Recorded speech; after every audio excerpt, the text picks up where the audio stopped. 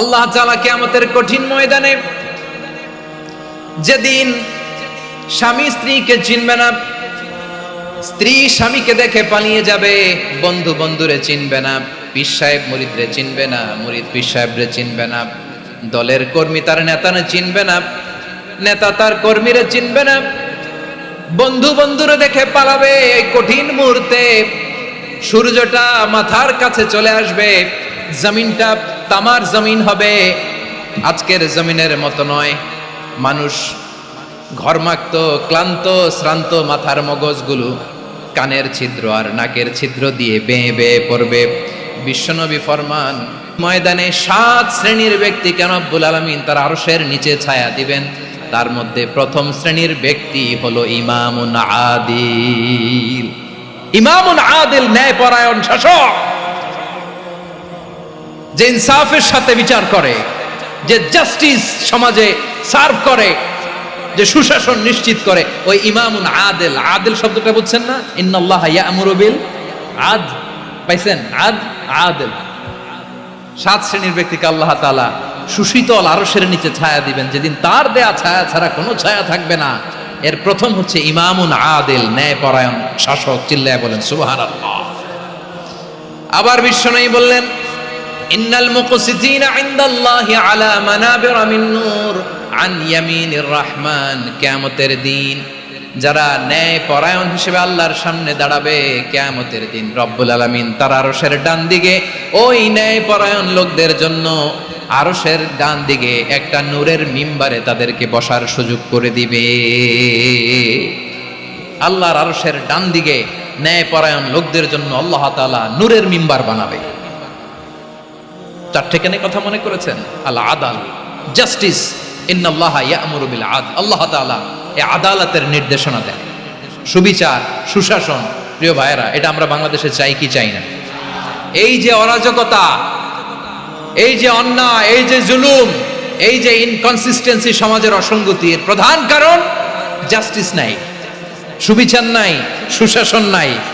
শেষবারের মতো আওয়াজ করে বলেন তো, আমরা বাংলাদেশে আদল চাই কি চাই না? তাহলে প্রথম নির্দেশনা শেষ, আল্লাহ তাআলা তোমাদেরকে আদলের আদেশ দেন। এরপরে আল্লাহ বললেন, আমি তোমাদেরকে ইহসানের আদেশ দেই। ইন্নাল্লাহা ইয়া'মুরু বিল আদলি ওয়াল ইহসান। আমি তোমাদেরকে যেমনি আদলের নির্দেশনা দেই, তেমনি ভাবে তোমাদেরকে ইহসানের নির্দেশনা দেই। ইহসান, আওয়াজ করে সবাই বলেন তো ইহসান। সবাই বলেননি, সবাই বললে এতটুকু আওয়াজ হবে আমি বিশ্বাস করি না। আওয়াজ করে বলুন আল ইহসান। ইহসান মানে কারো প্রতি সফট হার্টেড হওয়া, মহানুভব হওয়া, অনুগ্রহ পরায়ণ হওয়া, অনুগ্রহশীল হওয়া, একে অপরের প্রতি দয়াদ্র হওয়া। একে অপরের প্রতি দয়াদ্র, অনুগ্রহশীল হওয়া ছাড়া মানবিক সমাজ কশিনকালেও গঠন করা সম্ভব না। প্রিয় ভাইয়েরা, সুন্দর আচরণ দিয়ে, ইহসান দিয়ে যা জয় করা যায়, নরম আচরণ দিয়ে যেটা অর্জন করা যায়, কঠোরতা দিয়ে সেটা পারা যায় না। বিষ্ণু ঈসা ইসলাম ইহসান দিয়ে, কোমল আচরণ দিয়ে, তার অনুগ্রহ দিয়ে তিনি অনেক কাফিরের হৃদয়কে জয় করে ফেলেছেন। সাইয়েদনা সুমামা ইবনে উসাল রাদিয়াল্লাহু তাআলা আনহুর কথা মনে পড়ে যায়। তিনি ছিলেন ইয়ামামার বাদশা।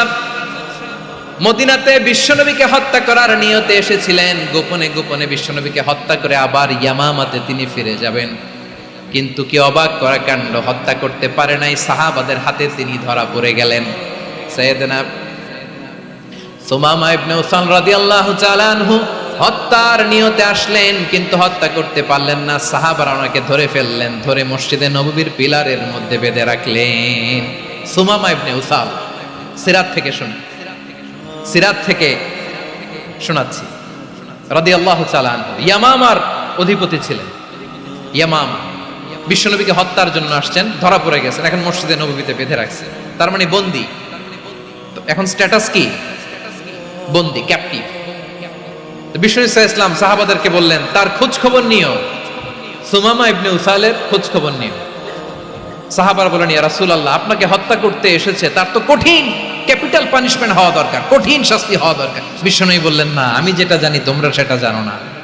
তোমরা সুমামার সাথে ভালো আচরণ করো, বিশ্বনবী সুমামার কাছে গেলেন। প্রথম দিন যে তিনি কালেমার দাওয়াত দিলেন, ইমানের দাওয়াত দিলেন, ইসলামের দাওয়াত দিলেন, রিসালাতের দাওয়াত দিলেন, আখিরাতের দাওয়াত দিলেন। পরের দিন যে বিশ্বনবী সালাতের দাওয়াত দিলেন, যাকাতের দাওয়াত দিলেন, ইসলাম কি, কিভাবে, কেমন করে পালন করতে হয় চমৎকার আর্টিকুলেট করতে শুরু করলেন। তন্ময় হয়ে সুমামা ইবনে উসাল রাদিয়াল্লাহু তাআলা আনহু বিশ্বনবীর কথাগুলো শুনতে আরম্ভ করলো। একদিন নয়, 2 দিন নয়, টানা 3 দিন বিশ্বনবী সুমামার কাছে ইসলামকে প্রেজেন্ট করেছেন, উপস্থাপন করেছেন। আওয়াজ করে বলেন, কয় দিন? 3 দিন। 3 দিন মসজিদে নববীতে বাধা। আর সাহাবীদেরকে বললেন, তার খোঁজ খবর নিও, তোমরা যে রুটি বানাও এর মধ্যে সবচেয়ে ভালো আটার রুটিটা তারে দিও, সবচেয়ে রিফাইন্ড খেজুর, যেটা পিওর খেজুর, এটা তারে দিও। আর বিশ্বনবী নিজের উট থেকে দুধ দহন করে ওনার বাড়ির এক কর্মচারীকে বলেছেন, দুধ দহন করে সুমামার জন্য নিয়ে যেও। সুবহানাল্লাহ পড়বেন না? সবাই তো অবাক, ইয়ামামা থেকে আসছে নবীকে হত্যা করতে, বিশ্বনবী দেখে তারে জামাই আদর করে, তাকে মজার মজার খাবার দিও, দুধ দিও, আদর আপ্যায়ন করো। একদিন নয়, 2 দিন নয়, টানা 3 দিন বিশ্বনবী এভাবে সুমামার কাছে যেয়ে যেয়ে ইসলামকে প্রেজেন্ট করতে আরম্ভ করলেন, ইসলামকে উপস্থাপন করতে শুরু করলেন। আর তাকে চমৎকার এন্টারটেইনমেন্ট, আপ্যায়ন দিতে আরম্ভ করলেন। টানা 3 দিন যখন ইসলামের দ্য বিউটিজ অফ ইসলাম, ইসলামের সুমহান বাণী, সৌন্দর্য তার কাছে উপস্থাপন শেষ, তাকে আপ্যায়ন শেষ, বিশ্বনবী বললেন সাহাবাদেরকে, যাও এবার সুমামার হাতের পায়ের রশি দুটো খুলে দাও। সাহাবারা বললেন, ইয়া রাসূলুল্লাহ, কি বলেন আপনি?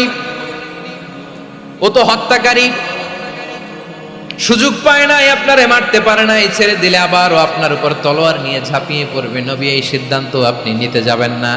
বিশ্বনবী বললেন, যেটা বলেছি সেটা করো, সুমামার রশিগুলো ছেড়ে দাও, সুমামার হাতে পায়ের রশিগুলো যে তোমরা খুলে দাও। সাহাবারা তর্ক জুড়ে দিলেন, লা ইয়া রাসূলুল্লাহ, এমনটা করবেন না, তো ভয়ঙ্কর, ভয়ঙ্কর খুনি, কি জানি কি হয়ে যায়। বিশ্বনবী বললেন, না, তার হাতে পায়ের রশিগুলো খুলে দাও। সাহাবারা বিশ্বনবীর কথা মতো তার হাতে পায়ের রশিগুলো খুলে দিল। সুমামা মুহূর্তের মধ্যে মসজিদে নববী থেকে বের হয়ে ইয়ামামায় ফিরে না যে মসজিদে নববীর পাশে একটা খেজুর বাগান ছিল, সেখানে চলে গেলেন। সেখানে একটা ছোট্ট কুয়া ছিল, কুয়ার পানি দিয়ে তিনি গোসল করলেন। সুবহানাল্লাহ পড়েন।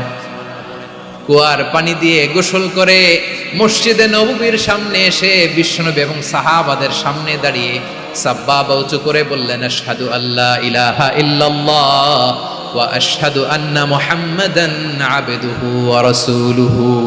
আল্লাহু আকবার। আমি সাক্ষ্য দিচ্ছি আল্লাহ ছাড়া কোনো ইলাহ নাই, আর মুহাম্মদ আল্লাহ তাআলার প্রেরিত বান্দা এবং রাসূল। প্রিয় ভাইয়েরা, ইহসান দিয়ে যা জয় করা যায়, কঠোরতা দিয়ে সেটা কঠিনকালেও জয় করা যায় না। আওয়াজ করে বলেন, ঠিক কি না?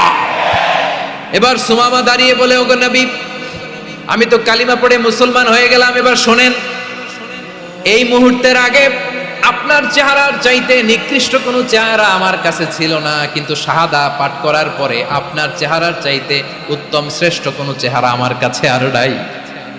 ও নবী, আজকের দিনের আগে ইসলাম ধর্মের চেয়ে নিকৃষ্ট অপছন্দনীয় কোনো ধর্ম আমার কাছে ছিল না, কিন্তু এই মুহূর্ত থেকে ইসলামের চেয়ে সেরা শ্রেষ্ঠ পছন্দনীয় কোনো ধর্ম আমার কাছে নাই। নবী গো, আজকের দিনের আগে মদিনার চাইতে অপছন্দনীয় নিকৃষ্ট কোনো শহর আমার কাছে ছিল না, কিন্তু এই মুহূর্তের পর থেকে মদিনার চাইতে কোনো শ্রেষ্ঠ শহর আমার জানা নাই। সে ছিল গমের বড় ডিলার, গম বেচতো। কি বেচতো? তার গম কিনে মক্কার লোকেরা রুটি খাইতো। সে ঘোষণা দিল, আজকে থেকে মক্কাবাসীদের জন্য সব গম আমি হারাম করে দিলাম, মক্কাবাসী এখন না খেয়ে মরে। সুবহানাল্লাহ পড়বেন না? মক্কাবাসী বিশ্বনবীর কাছে আসলেন, এসে বললেন, মুহাম্মদ, আমরা তো তোমার ভাই, তোমার চাচা, তোমার ভাতিজা, তোমার আত্মীয়, তুমি সুমামারে বলো সে যেন আবার গমের সাপ্লাই মক্কার জন্য অনুমতি দিয়ে দেয়। বিশ্বনবীর অনুমতি ক্রমে সুমামা আবার মক্কাতে গম পাঠাতে শুরু করলো। পড়েন সুবহানাল্লাহ। ইহসান, ইহসান দিয়ে আপনি যেটা জয় করতে পারবেন, you can win the heart of your enemies. ইহসান দিয়ে আপনি আপনার শত্রুর হৃদয়কে জয় করতে পারবেন। আওয়াজ করে বলেন, ঠিক কি না? এজন্য আল্লাহ বললেন, ওয়া আনফিকু ফি সাবিলিল্লাহি ওয়ালা তুলকু বিআইদিকুম ইলাত তাহলুকা ওয়া আহসিনু ইন্নাল্লাহা ইউহিব্বুল মুহসিনিন।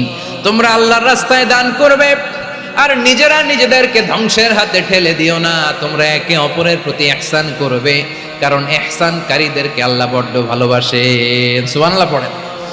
আবার সূরা রহমানে আল্লাহ বললেন, হাল জাযাউল ইহসানি ইল্লাল ইহসান ফাবিআইয়ি আলা, সবাই পড়েন, ফাবিআইয়ি আলাই রাব্বিকুমা তুকাযযিবান। ইহসানের প্রতিদান হিসেবে ইহসানি হয়। বিশ্বনবী সুমামার প্রতি যেমন ইহসান করেছেন, সুমামাও ঠিক তেমন ইহসান ফিরিয়ে দিয়েছে। ঠিক কিনা বলেন? তাহলে এক নম্বরে হচ্ছে আদ, ন্যায় বিচার। দুই নম্বরে সবাই বলেন ইহসান, সদাচরণ। ইহসান দুই ধরনের প্রিয় ভাইরা, ইহসান ফিল ইবাদা, ইহসান ফিল মুআমালা। ইহসান ফিল ইবাদা হচ্ছে একাগ্র অনুভবে ইবাদতে ডুব দেওয়া, এর নাম ইবাদতের ইহসান। সুবহানাল্লাহ পড়ো। বিশ্বনবী বলেন ইহসান মানে কি জানো নাকি? হাদিসে জিবরিলে সাইয়েদনা জিবরিল আলাইহিস সালাম বিশ্বনবীকে বললেন, আখবিরনি আনিল ইহসান। নবী আমাদেরকে বলেন ইহসান মানে কি? বিশ্বনবী বললেন, আনতা আবুদাল্লাহা কাআন্নাকা তারাহু ফাইন লাম তাকুন তারাহু ফাইন্নাহু ইয়ারাক। ইহসান মানে হলো এমন ভাবে তুমি আল্লাহর সামনে নিজেকে উজাড় করে ইবাদত করবে, তুমি ভাববে তুমি আল্লাহকে দেখতে পাচ্ছ। আর এটা যদি ভাবা তোমার জন্য কঠিন হয়ে যায়, অন্তত এতটুকু তুমি ভাববা যে আল্লাহ তোমাকে দেখতে পাচ্ছেন। ঠিক কিনা বলেন? ও আমার বীর চট্টলার ভাইয়েরা, কেউ যেটা দেখে না সেটা দেখে কে? এই বিশ্বাস হৃদয়ের মধ্যে আছে? নামাজে যখন দাঁড়ান এই ফিলিংসটা আনা যাবে? হ্যাঁ, এশার সালাত তো এখনো হয় নাই না? আলোচনা শেষে এশার সালাত এখানে অনুষ্ঠিত হবে, তাই না? আচ্ছা বলুন তো, আমরা এশার সালাত পর্যন্ত বেঁচে থাকবো এই গ্যারান্টি আছে কার কার? হাত তোলেন। কয়েকজন হাত তুলছে পেছনে, না বুঝে তুলে ফেলছে। এশা পর্যন্ত যে আমরা হায়াত পাবো কোনো গ্যারান্টি আছে? সবাই আওয়াজ করে বলেন, গ্যারান্টি আছে? গ্যারান্টি নাই। এই জন্য বিষ্ণু ইসলাম বলেছে, এমন ভাবে নামাজে দাঁড়াও, ইবাদত করো, মনে করো হতে পারে এটাই আমার জীবনের শেষ নামাজ। Perform the salah as if this is your last and final prayer. এমন ভাবে সালাতে দাঁড়াও, ভাবো হতে পারে এটাই তোমার জীবনের শেষ নামাজ। এমন ভাবে নামাজে দাঁড়াও, ভাবো এটাই শেষ নামাজ। তাহলে নামাজে একাগ্রতা বাড়ায় দিবে কে? ফলে ইবাদতের ইহসান আমাদের অর্জিত হবে। আর মুআমালাতে ইহসান হলো, বিশ্বনবী বলেন, ইন্নাল্লাহা তাবারাকা ওয়া তাআলা কাতাবাল ইহসানা আলা কুল্লি শাই ফাইদা কাতালতুম ফাআহসিনুল কিতলা ওয়া ইযা যাবাহতুম ফাআহসিনুয যাবহা ওয়ালিউহিদ্দা আহাদুকুম শাফরাতাহু ওয়ালিউরিহ যাবিহাতাহু। ইহসান দুই ধরনের। আওয়াজ করে বলতে হবে, কয় ধরনের? সবাই বলুন আওয়াজ করে, কয় ধরনের? একটা হচ্ছে ইহসান ফিল ইবাদা, ইবাদতে ইহসান। ইবাদতে ইহসান কি? একাগ্র অনুভব দিয়ে ইবাদত করা, মন প্রাণ দিয়ে ইবাদত করা। আর মুআমালাতে ইহসান কি? সব কাজে, দৈনন্দিন কাজে, কর্মে, সামাজিক অ্যাক্টিভিটিতে কোমলতা প্রদর্শন করা, অনুগ্রহের সাথে সবকিছু করা। আল্লাহ তাআলা ইন্নাল্লাহা তাবারাকা ওয়া তাআলা কাতাবাল ইহসানা আলা কুল্লি শাই, তিনি সব কিছুর ব্যাপারে ইহসানকে আবশ্যক করেছেন। সবকিছু, মুমিনের সব কাজে ইহসানের পরশ থাকবে। ওয়া ইযা কাতালতুম ফাহসিনুল কিতলা, বিষ্ণুই বলেন তুমি যখন কাউকে হত্যা করো ইহসানের সাথে করো। সুবহানাল্লাহ পড়বেন না? যখন হত্যা করো তখনও ইহসানের সাথে। আচ্ছা হত্যা করবো আবার ইহসান আসবে করতে করে, তো মেরেই ফেলবো আমি। আল্লাহ, ও ভাই একজন খুন করেছে, খুনি, রাষ্ট্রীয় আইনে তার শাস্তি হয়েছে ডেথ পেনাল্টি, মৃত্যুদণ্ড। এখন মৃত্যুদণ্ড দেখে আপনি যেমনি মন চায় তেমনি মারবেন লোকটারে? ওর নাক কেটে ফেলতে পারবেন? ওর কান কাটতে পারবেন? ওর চোখ উপড়ে ফেলতে পারবেন আপনি? যেমন মন চায় তার অঙ্গহানি করা যাবে না। ইহসানের সাথে তাকে হত্যা করো। সুবহানাল্লাহ, this is Islam, this is the true essence of Islam. ওয়া ইযা যাবাহতুম ফাহসিনু যাবহা, যখন জবাই করবে তখনও ইহসানের সাথে জবাই করো। করব জবাই, ওইখানেও নাকি ইহসান। আচ্ছা কুরবানির দিন আমরা পশুগুলোরে কি করি বলেন সবাই আওয়াজ করে? জবাই। জবাই মানে তো এটার মেরেই ফেলতেছি, একটু পরে তো টুকরো টুকরো করে গোশতগুলো খাবো, এটার তো খাবো। এটা তো মেরেই ফেলবে। বিষ্ণু বলে না, জবের মধ্যেও মুমিনের জবের ভেতরেও ইহসানের পরশ থাকা চাই। যখন জবাই করবে প্রাণীটাকে হাত পা টাইট করে বেঁধে নাও, ছুরিটাকে শার্পেন করে নাও, ধারালো করে নাও, যাতে অল্প সময়ে জবাইটা হয়ে যায়, প্রাণীটা যাতে কম কষ্ট পায়। সুবহানাল্লাহ পড়ে। দিস ইজ কল্ড ইহসান। ইহসান আল্লাহ তাআলা যেমনি আদলের আদেশ করেছেন, ন্যায় বিচার জাস্টিস এনশিওর করতে বলেছেন, সমাজে ইহসানের ব্যবহার, ইহসানের অনুশীলন তিনি করতে বলেছেন। এজন্য মুমিনের প্রতিটি কাজে, আমার চট্টগ্রামের ভাইরা আমার দিকে তাকান, খেয়াল করে শুনুন, মুমিন জীবনের প্রতিটি কাজে ইহসানের পরশ থাকা চাই। আমরা যেন আমাদের পরিবারের প্রতি ইহসান করি, আমরা যেন আমাদের কর্মচারীদের প্রতি ইহসান করি, আমরা যেন আমাদের কলিগদের প্রতি ইহসান করি, আমরা যেন আমাদের ভাইদের প্রতি ইহসান করি। মুমিন জীবনের প্রতি কাজে ইহসানের পরশ থাকার দরকার আছে না নাই? কথা বুঝতে পেরেছেন? তাহলে আল্লাহ তাআলার তিনটা আদেশ ছিল, কয়টা গেল? ভুলে গেছে, ভুলে গেছে চট্টগ্রাম। তিনটা আদেশের মধ্যে কয়টা বললাম? প্রথমে কি ছিল? আদল। 2 নম্বরে, 3 নম্বরে রব্বুল আলামিন বললেন ওয়া ইতা ইদিল কুরবা, নিকটাত্মীয়দেরকে দান করো। নিকট আত্মীয়দেরকে দাও, যারা তোমাদের ব্লাড কানেকশনের আত্মীয় তাদেরকে তোমরা দাও। এখানে জেনারেলি বললেন দাও, কি দিব সেটা তিনি এখানে বলেন নাই, সেটা তিনি সূরাতুল ইসরার মধ্যে বলেছেন। আল্লাহ বলেন ওয়া আতিযাল কুরবা হাক্কাহ, নিকট আত্মীয়দেরকে তাদের অধিকার, তাদের প্রাপ্য তোমরা বুঝিয়ে দাও। দেখেন, একটা শান্তির সমাজ, একটা সমৃদ্ধ সমাজ, একটা মানবিক সমাজ গঠনের জন্য আল্লাহ তাআলা বেশি না, মাত্র 3টা অর্ডার, 3টা ভার্ডিক্ট তিনি জারি করেছেন। 1 নাম্বার সুশাসন, ন্যায় বিচার। 2 নাম্বার ইহসান। 3 নাম্বার নিকটাত্মীয়, যারা কাছের, তোমার ভেরি ক্লোজ রিলেশনশিপে আছে, তাদেরকে দাও। দাও, দিলে বাড়িয়ে দেয় কে? অনেকে দিতে চায় না, কৃপণতা করে। দিলে বাড়ায় দেয় কে? ও মিয়া, মদিনার মধ্যে সবচাইতে গরিব সাহাবী ছিল বেলাল রাদিয়াল্লাহু তাআলা আনহু। ওনার এন্টায়ার অ্যাসেট, সম্পদের পরিমাণ কতদূর জানেন? একটা লুঙ্গি। বেলাল রাদিয়াল্লাহু তাআলা আনহু, ওনার টোটাল ওয়েলথের এস্টিমেশন হচ্ছে মাত্র একটা লুঙ্গি। একটা লুঙ্গি, টোটাল ওয়েলথ এস্টিমেশন, টোটাল সম্পদের পরিমাণ বেলাল রাদিয়াল্লাহু তাআলা আনহুর কি ছিল? কথা বোঝে নাই বোধহয়। কি ছিল? ওই বেলাল রাদিয়াল্লাহু তাআলা আনহুকে বিষ্ণু ইসলাম বলেছেন আনফিক ইয়া বেলাল, ও বেলাল তুমিও দাও। ওয়ালা তাখশা মিন যিল আরশি ইখলালা, আরশের অধিপতির তো কোনো ঘাটতি নাই, তুমি দিলে ওই আল্লাহ তোমারে বাড়ায় দিবে। এজন্য আমার প্রিয় ভাইয়েরা, দিলে কমে না, দিলে বাড়ে। অনেকে ধরে রাখে, নতুন কিছু নিতে পারে না, হাত দিয়ে যেটা ধরে রেখেছেন এটা দিয়ে দেন, বড় একটা ধরার সুযোগ পাবেন। জোরে বলেন ঠিক কিনা? ধরেন 5 কেজি ওজনের একটা ধরে রাখছেন, এখন 10, এটা না ছাড়লে 10 কেজি ধরতে পারবেন আপনি? আচ্ছা, 10 কেজির জিনিস একটা আছে হাতে, ওইটা যদি ছেড়ে দেন তাইলেই না 15 কেজি ধরতে পারবেন। কথা বলেন ঠিক কিনা? তাহলে দিলে বাড়িয়ে দেয় কে? রব্বুল আলামিন বললেন 3 নাম্বার আদেশ হলো তোমাদের প্রতি সমাজটারে কেমন করে মানবিক সমাজ, সুন্দর সমাজ গড়বা। 3 নাম্বার আদেশ হলো ওয়া আতিযাল কুরবা হাক্কা, নিকটাত্মীয়দেরকে তাদের প্রাপ্য বুঝিয়ে দাও। এই নিকটাত্মীয়দেরকে তাদের অধিকার বুঝিয়ে দেওয়া, প্রাপ্য বুঝিয়ে দেওয়াতে আমাদের গাফলতি আছে না নাই? চট্টগ্রামে নাই? মাশাআল্লাহ আছে, আছে। অনেকে দেখবেন অনেক আল্লাহওয়ালা তাহাজ্জুদ গুজার, সেজদা দিতে দিতে কপালে কালো দাগ ফেলে দিছে, সে তার বোনের হকটা আদায় করে নাই। আছে না নাই? হ্যাঁ, এখানেও আছে। সর্বনাশ।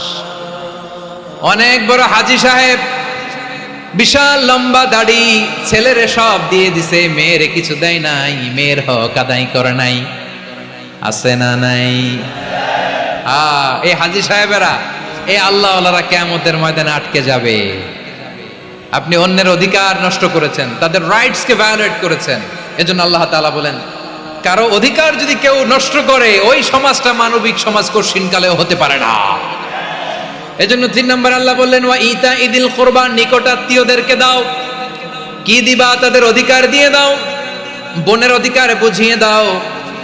মেয়ের অধিকার বুঝিয়ে দাও, ফুফুর অধিকার বুঝিয়ে দাও। দেখবেন অনেক মায়েরা ছেলের পাতে মুরগির রান দেয়, মেয়ের পাতে দেয় মুরগির ঠ্যাং। এরকম আছে না নাই? ছেলেরা কি দেয়? মুরগির। মেয়ের পাতে কি দেয়? তো মেয়ের কি মুরগির রান খেতে মনে চায় না? মনে চায় না? এমনটা করা যাবে না। নিকটাত্মীয়দেরকে অধিকার দিয়ে দাও, নিকটাত্মীয়ের সাথে সুসম্পর্ক রাখো। আদেশটা কার?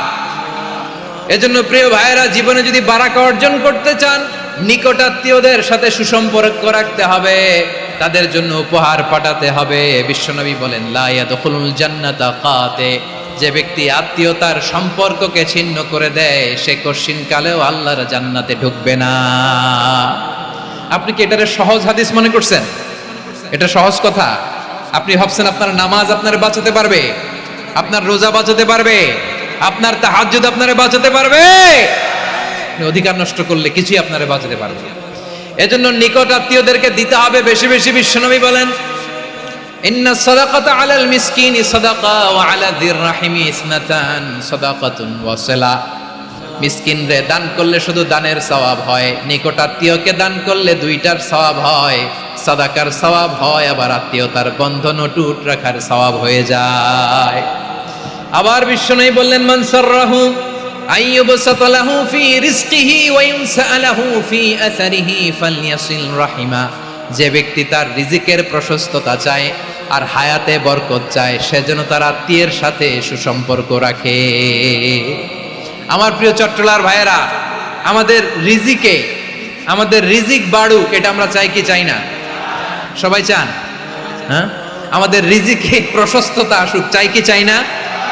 আমাদের হায়াতে বরকত আসুক, আমরা চাই কি চাই না? এই দুইটা যদি চান, তাহলে নিকট আত্মীয়দের সাথে সুসম্পর্ক রাখবেন। পারবেন? তাহলে সমাজটারে মানবিক সমাজ বানায় দিবে কে? তিনটা আদেশ চলে গেল। কয়টা? আওয়াজ করে বলেন। 1 নম্বরে কি ছিল? 2 নম্বরে, 3 নম্বরে নিকট আত্মীয়দেরকে দান। আপনাদেরকে আরো শোনার আগ্রহ আছে? আপনাদের মনোযোগ আছে না গেছে? কষ্ট হচ্ছে না? মাশাআল্লাহ, মাশাআল্লাহ। তাকবীর পড়ুন, লিল্লাহি তাকবীর।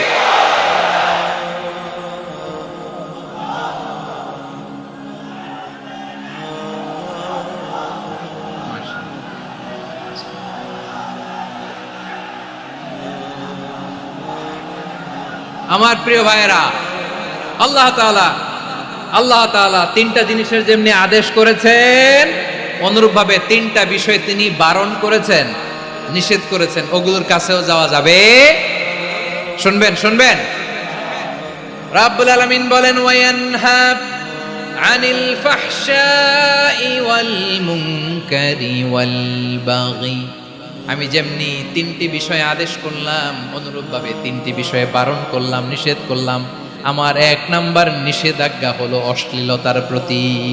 ফাহশা, ওয়ায়ানহা আনিল ফাহশা। আল্লাহ তাআলা অশ্লীলতাকে নিষেধ করেছেন। কোন জিনিসকে? সবাই বলুন, কোন জিনিসকে? যত ধরনের, যত টাইপের, যত ক্যাটাগরির অশ্লীলতা হতে পারে, সব অশ্লীলতাকে হারাম করেছেন কে? ফাহশা মানে কি? কথায়, কাজে, আচরণে, কমেন্ট, ফেসবুকের কমেন্টসে যত ধরনের নোংরামো আছে, যত ধরনের অশ্লীলতা আছে, এটাকে আরবিতে বলে ফাহশা। এটাকে কি বলে? রাব্বুল আলামিন বলেন, কুল ইন্নামা হারামা রাব্বিয়াল ফাওয়াহিশা মা যাহারা মিনহা ওয়া মা বাতান। ও নবী, আপনি বলে দেন, আমার রব প্রকাশ্য, অপ্রকাশ্য, স্পষ্ট কিংবা অস্পষ্ট, দৃশ্যমান কিংবা অদৃশ্যমান সব অশ্লীলতাকে হারাম করেছেন। সব ধরনের অশ্লীলতা হারাম, সব ধরনের। আল্লাহ তাআলা আমাদেরকে অশ্লীলতা থেকে বাঁচান, অশ্লীলতা থেকে তিনি আমাদেরকে হেফাজত করুক। পড়েন আমিন। এবার বলেন, আমাদের সমাজে অশ্লীলতা আছে না নাই? চট্টগ্রামে নাই?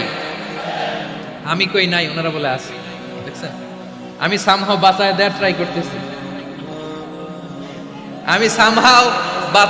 ট্রাই করতেছি, ওনারা বলে আছে।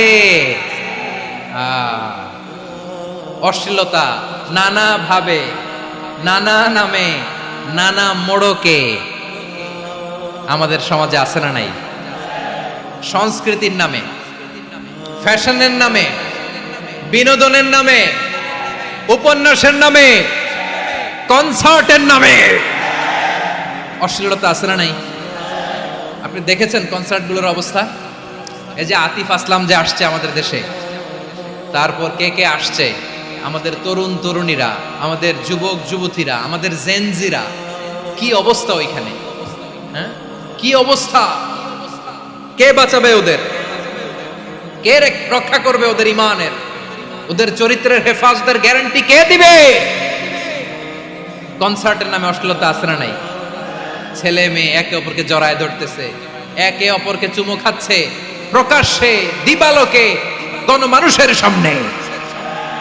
আল্লাহ তাআলা এই অশ্লীলতা থেকে আমাদেরকে বেঁচে থাকতে বলেছেন, বেঁচে থাকতে বলেছেন। রূপালী জগতের নামে অশ্লীলতা আছে না নাই? এই টার্মটা আপনারা জানেন না? রূপালী জগৎ কি জগৎ?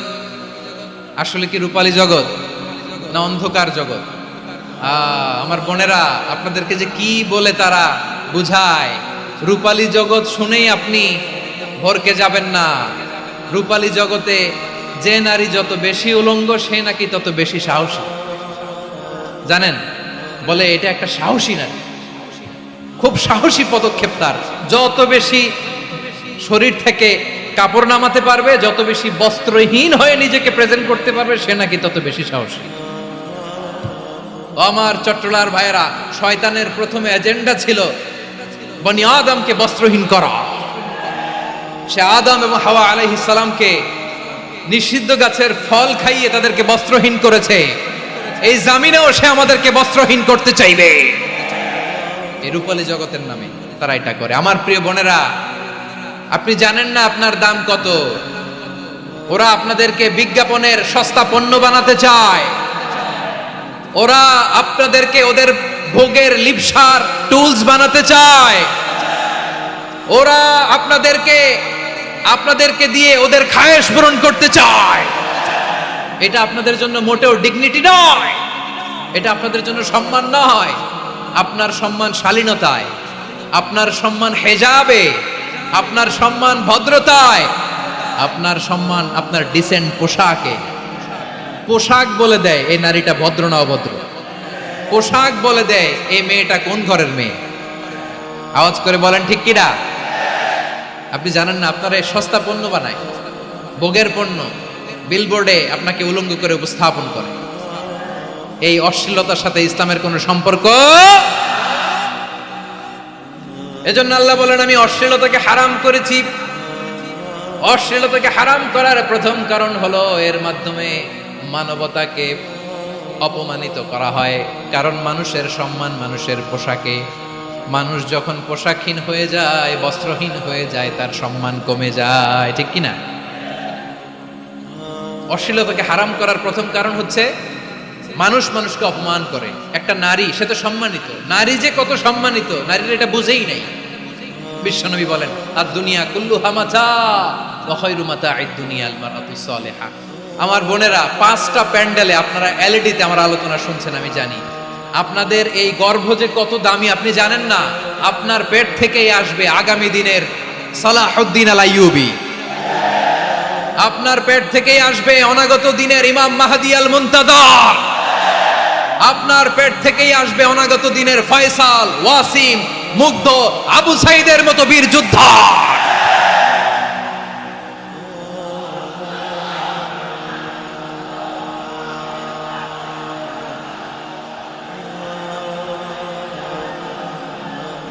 আমার প্রিয় বোনেরা, আমার প্রিয় বোনেরা, বিশ্বনবীর কথার ওজন খেয়াল করেন। আর দুনিয়া কুল্লুহা মাতা ওয়া খায়রু মাতা'আদ দুনিয়া আল মারআতুস সালিহা। দুনিয়ার সবকিছুই অ্যাসেট, এর মধ্যে সবচেয়ে দামি অ্যাসেট নেককার নারী। আপনার গর্ভ যে কত দামি আপনি জানেন না।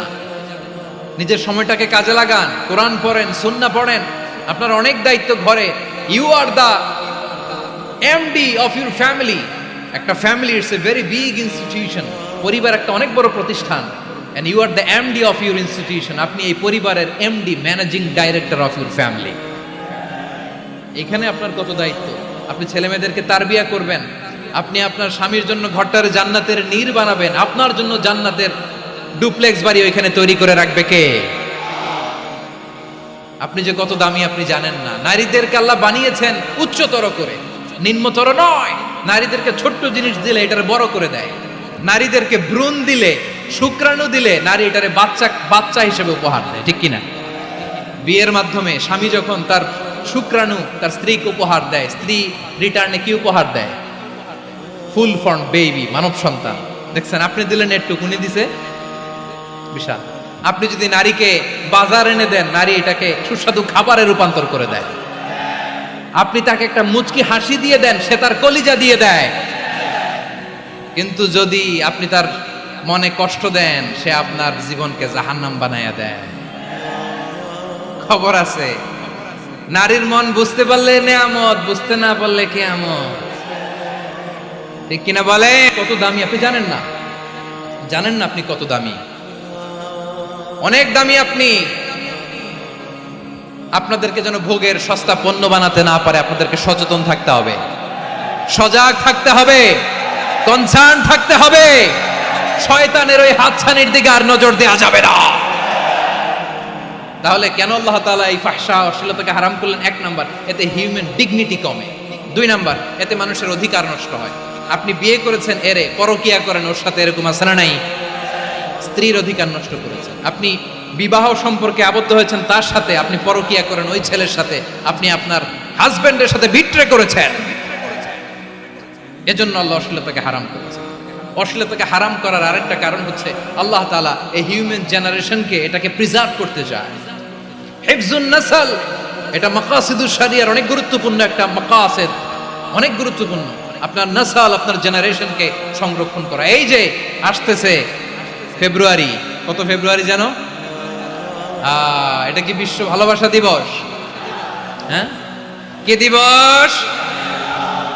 এই বিশ্ব ভালোবাসা দিবসের সাথে মুসলমানদের কোনো সম্পর্ক নাই। আমার প্রিয় ভাইরা, এই যে আপনি অবৈধ সম্পর্কে জড়ালেন, কেন আল্লাহ অশ্লীলতাকে হারাম করেছে? দেখেন, বলতেছিলাম যে এটা আপনার নাসল, আপনার জেনারেশন, আপনার লিনিয়েজ, আপনার বংশকে প্রিজার্ভ করা। কে কার বাবা, কে কার মা, বাবা মা জানা, প্রজন্মকে প্রিজার্ভ করা, এটা ইসলাম ওয়াজিব করে দিয়েছে। এই যে অবৈধ সম্পর্কের কারণে, বিশ্ব বেহায়া দিবসের কারণে, এগুলোর আউটকাম, আউটপুট হিসেবে মাঝে মাঝে ঢাকা মেডিকেলের ডাস্টবিনে নবজাতকের বাচ্চার কান্নার আওয়াজ শুনতে পাওয়া যায়। চট্টগ্রাম মেডিকেলের ডাস্টবিনে নবজাতকের কান্না শুনতে পাওয়া যায়। বীর চট্টলার মুসলমানেরা বুঝতে পারলে আওয়াজ করে বলেন, এই যে চট্টগ্রাম মেডিকেলে যে নবজাতকটা পাওয়া গেল, ওর বাবাকে আমাকে বলেন, ওর বাবাকে, ওর মাকে, ও কোন ফ্যামিলির সন্তান কেউ জানে? আপনি হিউম্যান ডিগনিটিকে অপমান করেছেন না? আপনি তার ভবিষ্যৎকে অন্ধকার করেছেন না? আপনি তার লিনিয়েজকে প্রশ্নবিদ্ধ করে দিয়েছেন না? এই জন্য আল্লাহ তাআলা অশ্লীলতাকে আমাদের জন্য হারাম করে দিয়েছেন। পড়েন সুবহানাল্লাহ। এই জন্য রাব্বুল আলামিন বলেন, কুল ইন্নামা হারামা রাব্বিয়াল ফাওয়াহিশা মা যাহারা মিনহা ওয়া মা বাতান। প্রকাশ্য অপ্রকাশ্য সব অশ্লীলতাকে হারাম ঘোষণা করে দিয়েছে কে? আবার দুনিয়ার বুকে যারা অশ্লীলতার প্রসার করে তাদের জন্য শাস্তি মজুদ রেখেছে কে? রব্বুল আলামিন বলেন, ইন্নাল্লাযীনা ইউহিব্বুনা আন তাশিআল ফাহিশাতু ফিল্লাযীনা আমানু লাহুম আযাবুন আলীমুন ফিদ দুনিয়া ওয়াল আখিরাতি ওয়াল্লাহু ইয়ালামু ওয়া আনতুম লা তা'লামুন। নিশ্চয়ই যারা বিশ্বাসীদের মাঝে অশ্লীলতার প্রচার প্রসার করতে চায় তাদের জন্য আমি মর্মন্তুদ শাস্তি প্রস্তুত করে রেখেছি, দুনিয়াতেও রেখেছি, আখিরাতেও রেখেছি। ঘোষণাটা কার? যারা এই নাটকের নামে, সিনেমার নামে, রূপালী জগতের নামে, মুভির নামে, ওটিটি প্ল্যাটফর্মের নামে আমার সমাজে অশ্লীলতা ছড়াতে চায়, তাদের জন্য কঠিন মর্মন্তুদ শাস্তি মজুদ রেখে দিয়েছে কে?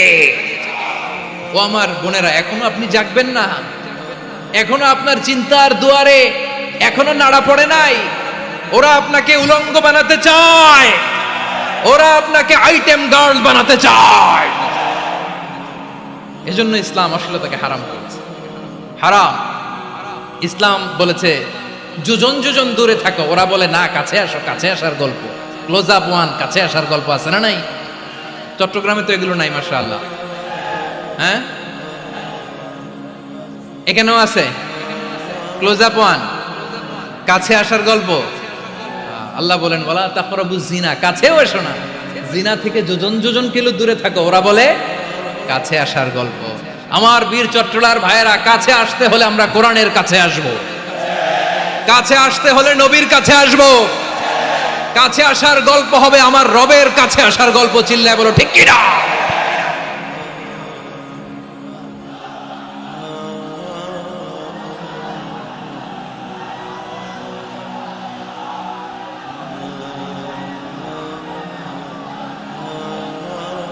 বসুন বসুন আমার ভাইয়েরা। তাহলে অশ্লীলতার সাথে আমাদের কোনো সম্পর্ক, সবাই বলতে পারেননি, আওয়াজ করে বলুন, অশ্লীলতার সাথে আমাদের কোনো সম্পর্ক।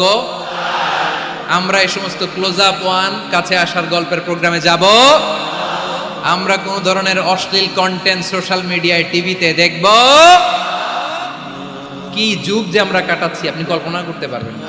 পর্ন ইন্ডাস্ট্রি, নারী পুরুষের বস্ত্রহীন যুগল দৃশ্য, এটাকে দিয়ে ওরা কোটি ডলারের ইন্ডাস্ট্রি বানিয়েছে। পুরো মানব ইতিহাসে এরকম জঘন্য সময় মানব ইতিহাস পার করে নাই। পর্ন এটা ইন্ডাস্ট্রি হয়ে গেছে। আমাদের এই যুবকগুলো, জেনজিগুলো, ওদের চরিত্র বাঁচাবে কি করে? কেমন করে হেফাজত করবে ওদের এই মূল্যবান চরিত্র? আমার প্রিয় ভাইরা, এই অশ্লীলতার দ্য লেটেস্ট ভার্সন হচ্ছে LGBTQ, শরীফ থেকে শরীফা। শুনছেন আপনারা?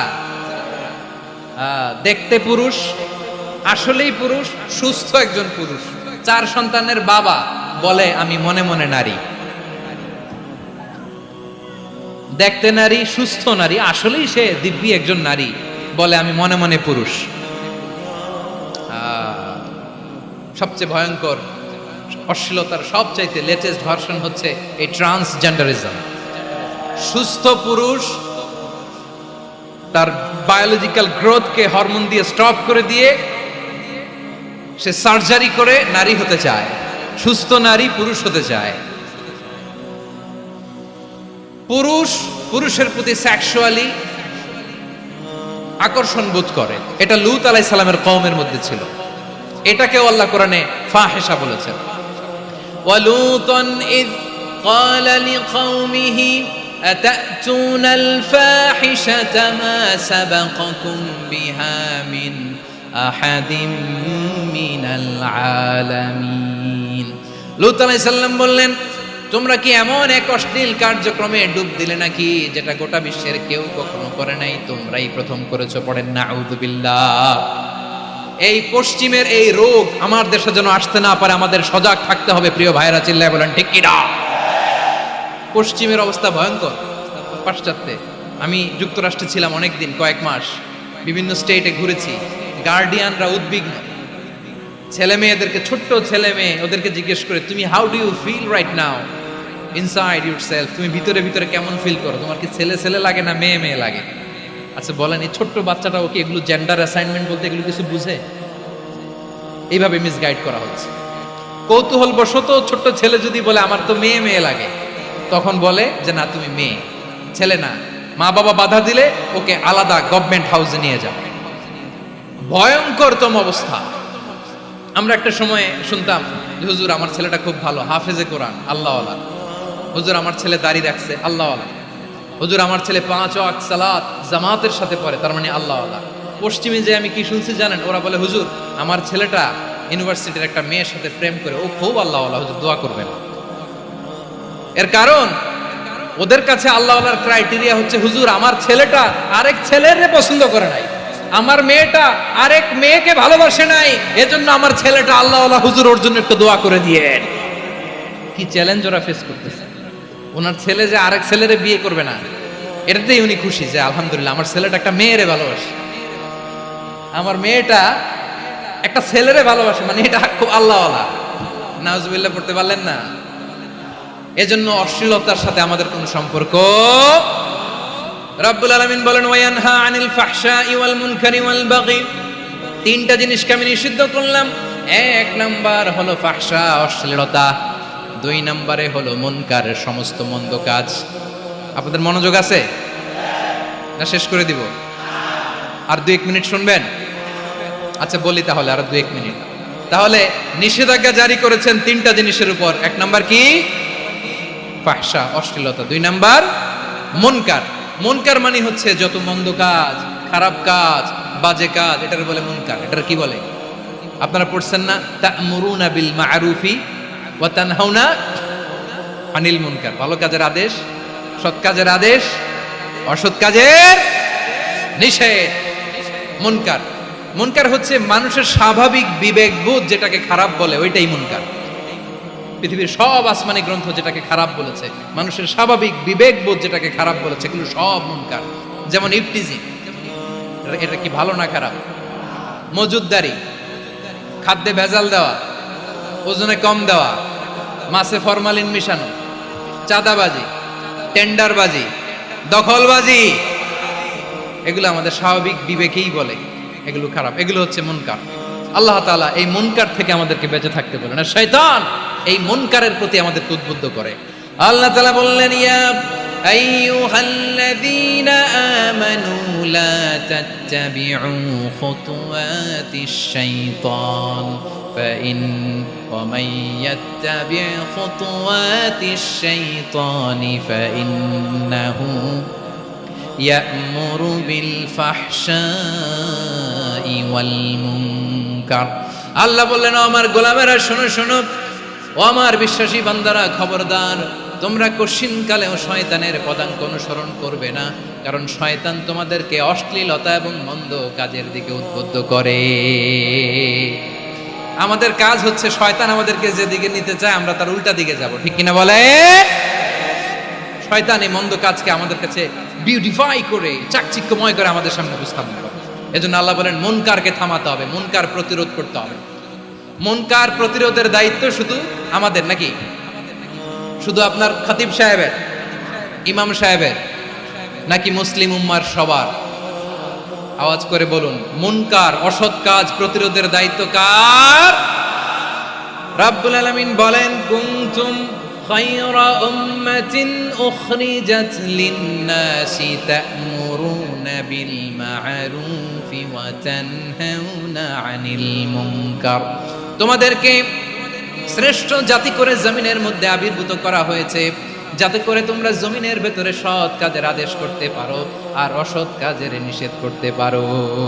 উম্মা, কুনতুম খায়রা, তাহলে গোটা উম্মার দায়িত্ব, এটা বুঝতে পারছেন তো? আচ্ছা, আরো নিচে আসেন। এরপরে আল্লাহ বললেন, শুধু উম্মা না, এই জমিনের রাজত্ব আমি যাদের হাতে দেই, এই জমিনের মালিক আমি যাদেরকে বানিয়ে দেই, যাদেরকে আমি সরকারের দায়িত্ব দেই, তাদেরকেও মুনকার প্রতিরোধের দায়িত্ব দিয়েছে কে?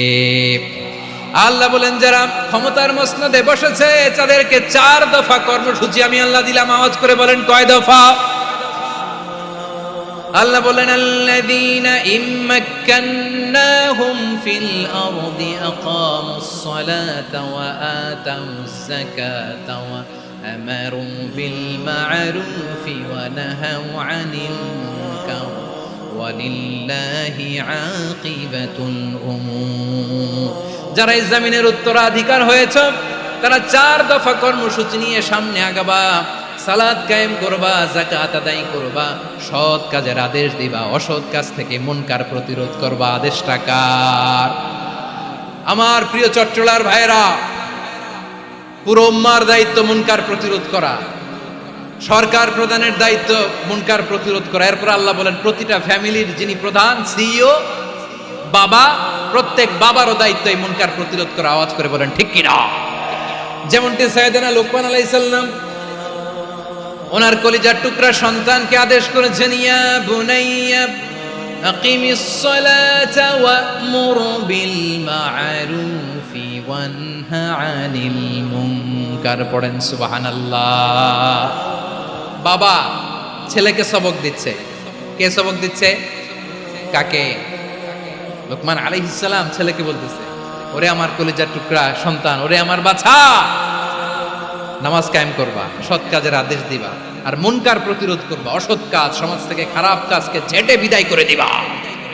তাহলে দেখেন আমি স্টেপ বাই স্টেপ নামলাম। পুরা উম্মার দায়িত্ব, জমিনের উত্তরাধিকারী আল্লাহ যাদেরকে বানিয়েছেন সরকার, তাদের দায়িত্ব, প্রতিটি ফ্যামিলির প্রধানের দায়িত্ব। এরপরে বিশ্বনবী বলেন সচেতন প্রতিটি মুসলিমের দায়িত্ব সমাজ থেকে মুনকারকে উৎখাত করা। বিশ্বনবী বলেছেন মান রাআ মিনকুম মুনকারান ফালিয়ুগাইয়িরহু বিয়াদিহি ফাইন লাম ইয়াসতাতি ফাবিলিসানিহি ওয়া ইন লাম ইয়াসতাতি ফাবিকলবিহি ওয়া যালিকা আযআফুল ঈমান। সমাজে যে মুনকার দেখবে, খারাপ কাজ দেখবে, সে যেন হাত দিয়ে সেটাকে থামায়। কি দিয়ে? আপনাদের তো হাত নাই না? হাত আছে, হাত আছে। ওরা যেই হাত দিয়ে অন্যায় করে ওইটা প্রতিরোধের জন্য আমাদেরও হাত আছে না নাই? থামাতে হবে, থামাতে হবে।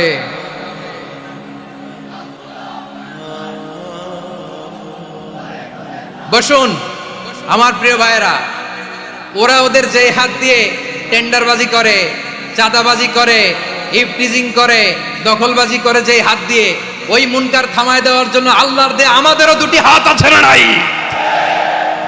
আমাদেরও হাত আছে। থামাইতে হবে, থামাইতে হবে, হিম্মত করতে হবে। আমার প্রিয় ভাইয়েরা, না থামালে আমরাই ডুববো শেষমেশ। আমাদের বাঁচার জন্য হলেও থামাইতে হবে। রব্বুল আলামিন বলেন ওয়াত্তাকু ফিতনাতাল লা তুসিবান্নাল্লাযীনা যালামু মিনকুম খাসসা। ও আমার গোলামেরা, ওই আযাবকে ভয় করো যে আযাব যখন আমি জমিনের বুকে পাঠাই শুধু জালেমদেরকেই মারি না, আলেমদেরকেও মারি। আযাব যখন আসে তখন শুধু জালিমই মরে না, আলেমও মরে। জানেন মুসা আলাইহিস সালামের পায়ে একবার একটা লাল পোকা কামড় দিয়েছে, লাল পিঁপড়া। লাল পিঁপড়া কামড় দিলে খুব আরাম লাগে না? কি লাগে? হ্যাঁ, জলে না? লাল একটা পিঁপড়া কামড় দিছে, তো উনি রেগে মেগে পাশি দেখে লাল পিঁপড়ার বাসা, পা দিয়ে ডলে মুছে সবগুলো পিঁপড়া মেরে ফেলছে।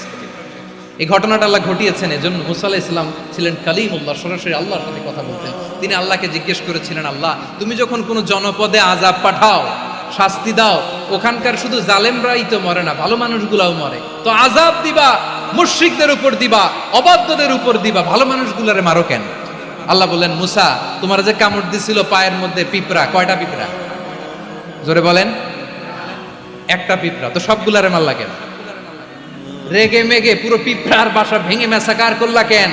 এই মুসা, আমি যখন অ্যাকশনে যাই, আমি যখন শাস্তি দেই, তখন এত বাজ বিচার করা হয় না, বাজ বিচার করা যায় না। যখন অ্যাকশনে যাওয়া হয় ওইটা ডাইরেক্ট অ্যাকশন হয়ে যায়। চিল্লায় বলো ঠিক কি না? এজন্য আমাদের বাঁচার জন্য হলে ওই পাপ থামাতে হবে, এই শয়তানের অট্টহাসি থামাতে হবে, অন্যায় অপরাধ সমাজ থেকে আমাদের থামাতে হবে। কারণ আযাব আসলে ওরাও মরবে, আমরাও মরব। একটা জাহাজ 2 তলা, আপনি আছেন 2য় তলায়। শুনতেছেন? শুনতেছেন? জাহাজ কয় তলা? আপনি কোন তলায়? 2য় তলায়। নিচের তলার কিছু লোক জাহাজের তলা ছিদ্র করতে আরম্ভ করছে। কি ছিদ্র করতেছে? আচ্ছা, জাহাজের তলা ছিদ্র করলে তলা দিয়ে কি ঢুকে? এখন আপনি যদি বলেন আমার কি, আমি তো 2 তলায়, আমার কি, আমি তো সেফ, আমি তো সেফ জোন, আমি তো ভালো আছি, আমি তো ভালো আছি, ওরা ছিদ্র করে ওরা মরবে। আসলে কি শুধু ওরা মরবে, নাকি তলা ফুটো হলে ভিতরে পানি ঢুকলে আপনারও সলিল সমাধি হবে? তলা দিয়ে যখন পানি ঢুকবে, জাহাজ ঢুকলে আপনিও মরবেন। এজন্য নিজে মরার আগে ওই পাগলগুলোর নিচতলায় যে থামাতে হবে। চিল্লায় বলেন ঠিক কি না? এজন্য আল্লাহ বললেন মুনকার প্রতিরোধের দায়িত্ব সমাজের টপ টু বটম সবার। পুরো উম্মার দায়িত্ব, সরকার প্রধানের দায়িত্ব, প্রতিটি ফ্যামিলির প্রধান বাবার দায়িত্ব। বিশ্বনবী বললেন প্রতিটি সচেতন মুসলিমের দায়িত্ব। এজন্য মুনকার প্রতিরোধ করার দরকার আছে না নাই? সমাজে এই যে ইফটিজিং হয়, আপনার বোনের বয়সী একটা মেয়েকে কিছু বখাটে টিটকারি করে, এই বলে সেই বলে, নোংরা কথা বলে, রাস্তায় দেখেও আপনি পাশ দিয়ে না দেখার মতো চলে যান কেন? আপনি দাঁড়ান না কেন? আপনি দাঁড়ালেই তো থেমে যাবে, কারণ সত্যের যে শক্তি তার সামনে মিথ্যা মুখ থুবড়ে পড়ে। আপনার সামনে ও কিছুই না, নাথিং। আপনি দাঁড়ান, ওকে প্রশ্ন করেন যে আমার বোনকে তুমি ডিস্টার্ব করো কেন? আপনাকে দেখে আরো 5 জন দাঁড়াবে, 5 জনকে দেখে আরো 10 জন দাঁড়াবে। আমাদের নীরবতা আর আমাদের নিশ্চুপ থাকাই জালিমদেরকে আরো শক্তিশালী জালিম বানিয়েছে। এজন্য মুনকার প্রতিরোধের দায়িত্ব আমাদের সবার। টেন্ডারবাজি, চাঁদাবাজি, দুর্নীতি, অপরাধ, দখলদারিত্ব, মজুদদারি, এগুলো সব কিছু একসাথে প্রতিরোধ করতে হবে, ঠিক কিনা বলেন? একটা মানবিক সমাজ যদি চাই, প্রতিরোধ করতে হবে। প্রিয় ভাইয়েরা, আল্লাহর শপথ নিয়ে বলি, এই নাসিহাতগুলো সবার জন্য, সব দলের জন্য, সব মতের মানুষের জন্য। আমরা কোনো দলের প্রতি মানুষকে ডাকি না, আমরা ডাকি ইসলামের দিকে। সব দলের, সব মতের, সব মানুষদেরকে আমরা আহ্বান জানাই, আসুন আমরা একটা সুন্দর সমাজ বিনির্মাণ করি। এই যে নতুন বাংলাদেশের এক সুযোগ এসেছে, আর জীবনে হয়তো আসবে না, সামনের 100 বছর এই সময় আসবে না। আসুন দেশটাকে আমরা সাজাই, আসুন আমরা দুর্নীতি বন্ধ করি, আসুন আমরা চাঁদাবাজি বন্ধ করি, আসুন আমরা দখলদারিত্ব বন্ধ করি, আসুন আমরা এক দল আরেক দলকে নিশ্চিহ্ন করার যে রাজনীতি, এটা বন্ধ করি। সব দলের প্রতি আমার আহ্বান। আমি কিছুদিন আগে একটা নিউজ দেখলাম, ওই যে লন্ডনে বসে জনাব তারেক রহমান সাহেবকে আমি ধন্যবাদ দিতে চাই। উনি সংবাদ শোনা মাত্রই ওনার দলের অনেক চাঁদাবাজকে উনি বহিষ্কার করেছে। I do appreciate. প্রতিটি দলের এরকম ইনিশিয়েটিভ নেওয়ার দরকার আছে না নাই? যে কোনো দলে এই প্র্যাকটিসটা থাকার দরকার আছে না নাই? চাঁদাবাজদের সাথে আপনারা নিজেদেরকে মুক্ত ঘোষণা করবেন যে এরা আমার দলের কর্মী হতে পারে না। আমরা চাঁদাবাজ মুক্ত বাংলাদেশ চাই, জুলুম মুক্ত বাংলাদেশ চাই, ফ্যাসিজম মুক্ত বাংলাদেশ চাই, গুণ খুন খারাপি মুক্ত বাংলাদেশ চাই। আমরা নতুন ভোরের বাংলাদেশ চাই। ওই বাংলাদেশ পাওয়ার জন্য মুনকার প্রতিরোধে, অন্যায় প্রতিরোধে যদি বাঘের বাচ্চার মতো, আবু সাইদের মতো 2 হাত উঁচু করে, বুককে টান টান করে প্রসারিত করে দাঁড়াতে হয়, রাজি আছো মুসলমান? কারা কারা রাজি? আল্লাহকে হাত দেখিয়ে প্রতিজ্ঞা করো।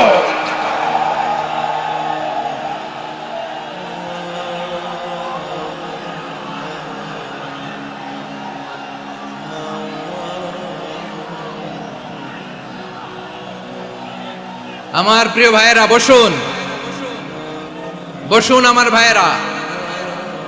রাব্বুল আলামিন বলেন, ওয়ায়ানহা আনিল ফাহশাই ওয়াল মুনকারি ওয়াল বাগি ইয়াইদুকুম লাআল্লাকুম তাযাক্কারুন। বসুন। আল্লাহ বললেন, আমি অশ্লীলতাকে নিষেধ করি, আমি সব ধরনের মন্দ কাজকে নিষিদ্ধ করি, সব শেষে আমি সীমা লঙ্ঘনকে তোমাদের জন্য নিষিদ্ধ করি। আলোচনা মনে আছে তো, না ভুলে গেছেন? নিষিদ্ধ করেছেন কয়টা জিনিস? 1 নম্বরে অশ্লীলতা, 2 নম্বরে মুনকার তথা সব মন্দ কাজ, 3 নম্বরে আল বাগি, সীমা লঙ্ঘন, ক্রসিং দ্য লিমিট। সীমা লঙ্ঘন করা ভালো না। We all should know our limits. চিল্লায় বলেন ঠিক কিনা? একই আয়াতে আল্লাহ বললেন, কুল ইন্নামা হাররামা রাব্বিয়াল ফাওয়াহিশা মা যাহারা মিনহা ওয়া মা বাতানা ওয়াল ইসমা ওয়াল বাগিয়া বিগাইরিল হক। অন্যায় ভাবে যে অবাধ্য হয়, যে সীমা লঙ্ঘন করে, তাদেরকেও আমি এটা হারাম করে দিলাম। সীমা লঙ্ঘন করা হারাম, সীমা লঙ্ঘন করা হারাম। আল্লাহ বারবার আমাদেরকে ওয়ার্নিং দেয়। যখন আমরা থামি না তখন আল্লাহ ধরে, আর যখন ধরে তখন ছাড়ে না।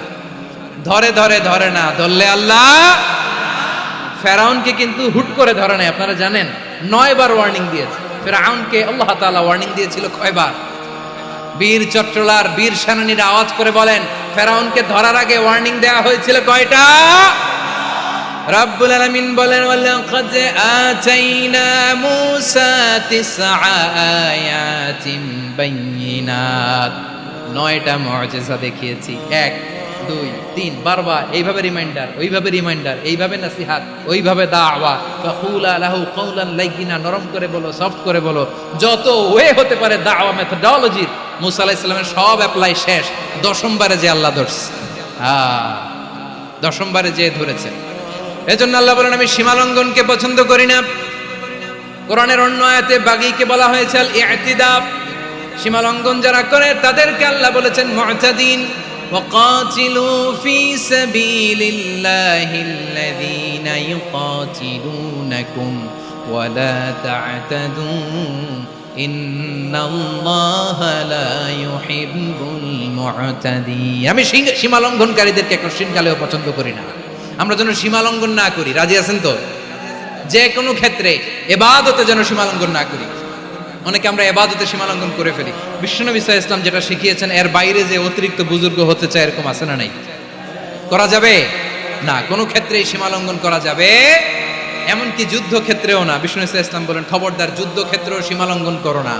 কি সুন্দর ইসলাম আমরা পেয়েছি। বিশ্বনবী বলেন খবরদার যুদ্ধের ময়দানে কোনো নারীর গায়ে হাত তোলো না, কোনো শিশুর গায়ে হাত তোলো না, কোনো গবাদি পশু হত্যা করো না, কোনো শস্য ক্ষেত্র ধ্বংস করো না, ইবাদতরত অন্য ধর্মের কোনো সন্ন্যাসীর গায়ে হাত তুলো না। বলেন সুবহানাল্লাহ। তাহলে আমরা সীমা লঙ্ঘন করতে পারবো? প্রিয় ভাইরা, একটা সুখী সমৃদ্ধ শান্তির সমাজ, মানবিক সমাজ যদি আমরা গঠন করতে চাই, আমাদের আল্লাহর দেয়া কয়টা আদেশ মানতে হবে বলেন দেখি? সবাই বলেন কয়টা? আর বেঁচে থাকতে হবে কয়টা জিনিস থেকে? আওয়াজ করে বলেন কয়টা? আচ্ছা, আদেশ নাম্বার 1 কি ছিল বলেন? আল্লাহর আদেশ কি? 1 নাম্বার আদাল, ন্যায়পরায়ণতা। আমরা সুবিচার, সুশাসন, ন্যায় বিচার চাই কি চাই না? 2 নম্বরে কি ছিল? মাশাআল্লাহ, আওয়াজ করে বলেন 2 নম্বরে কি ছিল? ইহসান। আমরা যেন সবার প্রতি দয়া পরবশ হই, ইহসান করি। 3 নম্বরে কি ছিল? নিকটাত্মীয়দের দান করা, তাদের অধিকার প্রাপ্য বুঝিয়ে দেওয়া। পাশাপাশি 3টা জিনিস থেকে আল্লাহ বারণ করেছেন, নিষেধ করেছেন। তার প্রথমটা ফাহশা, অশ্লীলতা। অশ্লীলতার সাথে আমাদের কোনো সম্পর্ক। আজকের এই ঐতিহাসিক চট্টগ্রামের প্যারেড ময়দান থেকে আমরা যত ধরনের মা তাহারা মিনহা মা বাতান, প্রকাশ্য অপ্রকাশ্য, দৃশ্যমান অদৃশ্যমান, সব অশ্লীলতা থেকে নিজেদেরকে মুক্ত ঘোষণা করলাম। অশ্লীলতাকে আমরা না বলে দিলাম। আওয়াজ করে সবাই বলুন নো। অশ্লীলতার সাথে আমাদের কোনো সম্পর্ক। 2 নম্বর নিষেধাজ্ঞা কি ছিল? আল মুনকার, সমাজের যত মন্দ কাজ এগুলোকে আমরা প্রতিরোধ করব। রাজি আছেন তো সবাই? 3 নম্বরে আল বাগি, সীমালঙ্ঘন। কোন মুসলিম সীমালঙ্ঘন করে না, এমনকি যুদ্ধ ক্ষেত্রেও না। আওয়াজ করে বলেন ঠিক কি না? রাব্বুল আলামিন শেষে বললেন ইয়াইদুকুম লাআল্লাকুম তাযাক্কারুন। আল্লাহ তোমাদেরকে উপদেশ দেন যাতে তোমরা শিক্ষা গ্রহণ করো। আমরা উপদেশ দেব, আমরা জোর করে কাউরে কিছু মানাতে চাই না। লা ইকরাহা ফিদ্দিন ওয়া যাক্কির ফা ইন্না যিকরা তানফাউল মুমিনিন। উপদেশ দিলে এটা মুমিনদের কাজে দেয়। লাস্তা আলাইহিম বিমুসাইতির ইন্নামা আনতা মুযাক্কির। নবী হে, আপনি রিমাইন্ডার দাতা, আপনি উপদেশ দিবেন। আমরাও বিশ্বনবীর এই হাদিসগুলো থেকে, কোরআনের আয়াত থেকে রিমাইন্ডার, এই কথামালা, বাণী বাহক হিসেবে এই বাণীগুলো আপনাদের সাথে কাছে পৌঁছে দিলাম। আমরা আল্লাহ তাআলার কাছে প্রার্থনা করি, আল্লাহ আমরা যেন আদল দিয়ে আমাদের সমাজকে গঠন করতে পারি। আল্লাহ আমরা যেন ইহসান করতে পারি, আমরা যেন নিকটাত্মীয়দের দান করতে পারি। আল্লাহ যত ধরনের অশ্লীলতা, অনাচার, মন্দ কাজ, সীমালঙ্ঘন, অবাধ্যতা থেকে যেন আমরা বেঁচে থাকতে পারি। আল্লাহ তাআলা আমাদের সবাইকে কথাগুলো বোঝার ও আমল করার তৌফিক দান করুক। হাযা মা ইনদি ওয়াল ইলমু ইনদাল্লাহ আলাইহি তাওয়াক্কালতু ওয়া ইলাইহি উনীব।